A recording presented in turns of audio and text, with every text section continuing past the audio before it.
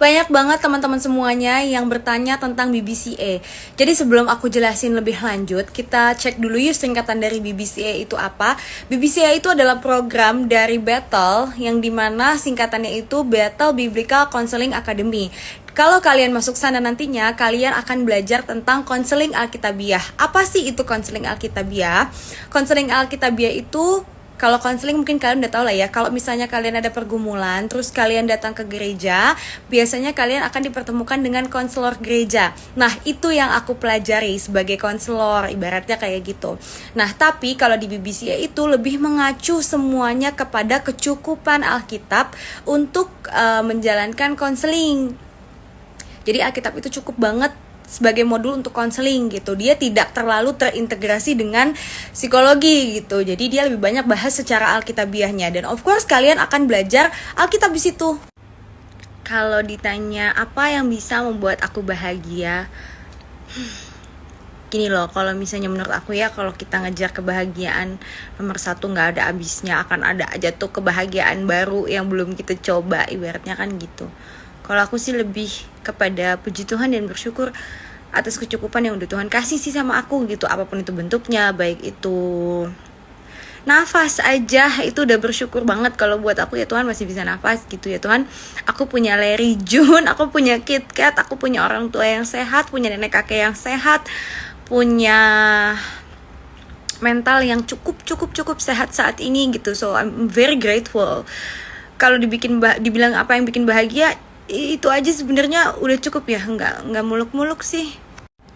Bicara masalah ini sebenarnya mau itu haters ataupun teman-teman ataupun rekan kerja di kantor, pasti dalam kehidupan sehari-harinya itu manusia akan terima omongan gak enak dari siapapun itu.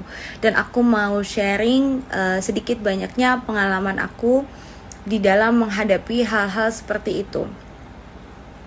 Kalau ditanya seberapa besar haters mempengaruhi hidup kamu, aku akan jawab dulu sangat besar.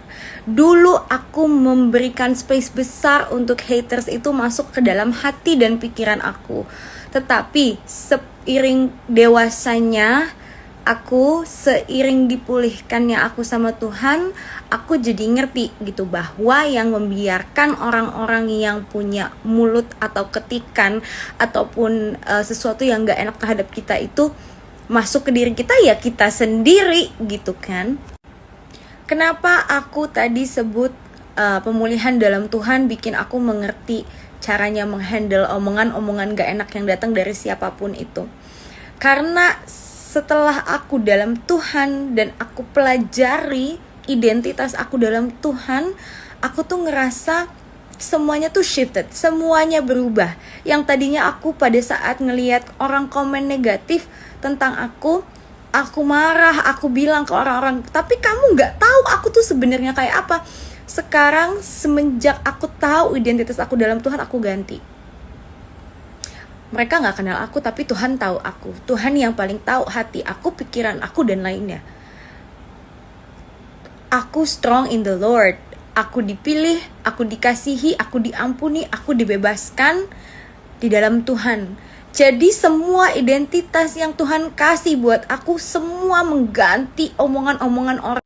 Semakin perjalanan sama Tuhan, semakin kenal Tuhan, semakin tahu identitas kita sebagai anak Tuhan itu apa. Jujur, gak bohong, itu semakin lama-lama tuh makin kayak udahlah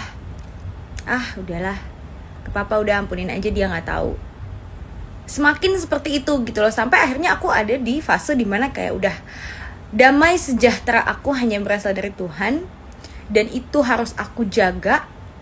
Makanya aku memutuskan untuk turn off comment. Jadi kalau kalian bertanya kenapa sih turn off comment, sebenarnya aku menjaga damai sejahtera aku. Emang segitu susahnya ya? Katanya udah gak keefek sama omongan haters karena identitas dalam Tuhan. Sometimes sebagai manusia biasa aku bisa collapse. Aku akui itu. Kadang udah turn off comment aja, ngelihat orang nge-tag ngomongnya aneh-aneh tuh masih bisa gitu. Karena balik lagi, I'm not God, I'm no God, I'm not a prophet.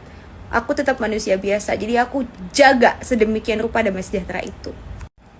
Akhirnya karena kepo apa sih memang ini gitu loh ibaratnya, akhirnya aku tadi sempat minta link sama salah satu netizen aku, Cimaci mbak, God bless you. Dan begitu ngeliat sih ya aku santai aja gitu. Kenapa? Karena menurut aku dari aku kecil sampai besar, semua itu merupakan perjalanan hidup aku yang tidak bisa dilupakan, yang nantinya akan aku kasih tahu juga ke anak-anakku sebagai pelajaran hidup buat mereka, yang aku nggak malu. I'm not ashamed of my past at all, karena aku tahu di dalam Tuhan pun ya udah selesai gitu kan. Aku nggak pernah punya masalah kalau orang ngungkit-ngungkit masa lalu aku yang di bagian itu. Ya sudah, itu merupakan journey-nya aku di dalam hidup yang membuat Salma Vina yang sekarang gitu. Mau apapun itu, setiap tragedi, setiap drama, setiap apapun itu yang nge-build aku menjadi aku yang sekarang. Baru dikasih tahu aku tidak suka ditanya seperti ini, tetapi ya sudahlah, aku tahu banget mau itu tetangga, kerabat, keluarga, even netizen sekalipun pasti bertanya seperti ini. Akarnya dari kalian peduli sih sama aku. Thank you so much ya. Tetapi kalau kalian tanya kenapa sih udah mau 6 tahun sama gak nikah-nikah lagi, nomor 1, menurut aku jodoh dari Tuhan itu memang agak susah ya say dapetnya gitu. Bener-bener harus dengan puasa dan berdoa dan bener-bener ngikutin bimbingan Tuhan banget. Dan yang pasti aku tidak buru-buru lagi menikah, apapun itu alasannya, mau kepepet umur, kepepet ini, kepepet itu. No. I've been through a lot. Aku sudah melewati segala macam di dalam hidup di usia yang muda. Aku tidak mau asal-asalan lagi dalam mengambil suatu keputusan. Jadi memang kayaknya agak lama ya guys. Jadi mohon bersabar. Gimana ya teman-teman cara aku menyampaikan yang enaknya? Aku belum pernah minta ini sih sebelumnya. Cuma kalau boleh aku minta sama teman-teman semua kebijaksanaannya dalam menggunakan sosial media gitu. Nggak usah deh posting-posting yang kayak gitu. Kenapa? Karena menurut aku saat ini kami berdua itu sudah punya hidup kami masing-masing. Walaupun itu akan terus menjadi bagian dari hidup aku gitu, tapi apa ya, kami tuh sudah punya hidup masing-masing. Aku pun nanti someday juga akan menikah lagi. Dan aku yakin sebisa-bisanya suami aku menerima aku yang akan beredar terus beritanya tentang masa laluku itu, pasti dia juga akan capek, akan ada titik capeknya gitu. As much as we talk about it before kita nikah gitu. Misalnya, sayang kamu tahu ya masa lalu aku begini, aku begitu, kamu terima gak? Iya aku terima. Tapi pasti akan ada aja dia jengahnya gitu. Pasti akan ada poin dimana nanti suamiku mungkin jengah ngelihatnya, aduh dibahasnya itu lagi padahal kamu sudah punya aku gitu. Itu kan sebenarnya nggak enak ya buat kita gitu. Walaupun aku paham banget it's part of my story yang nggak bisa diilangin dari buku kehidupanku. Aku tahu juga mungkin banyak yang seneng gitu kan dengan drama-drama itu. Well, I don't know, tapi kalau dari hatiku yang paling dalam, udahlah, kami ini kan sudah punya hidup masing-masing ya. Sudahlah, biarkan kami tuh bahagia dengan pasangan kami masing-masing. Dan jangan biarkan pasangan kami ke depannya nanti menderita, kasihan kan nanti. Gitu aja sih, itu yang my concern. Karena kalau dari aku ya sudah, itu merupakan journey aku, ya aku bisa buat apa.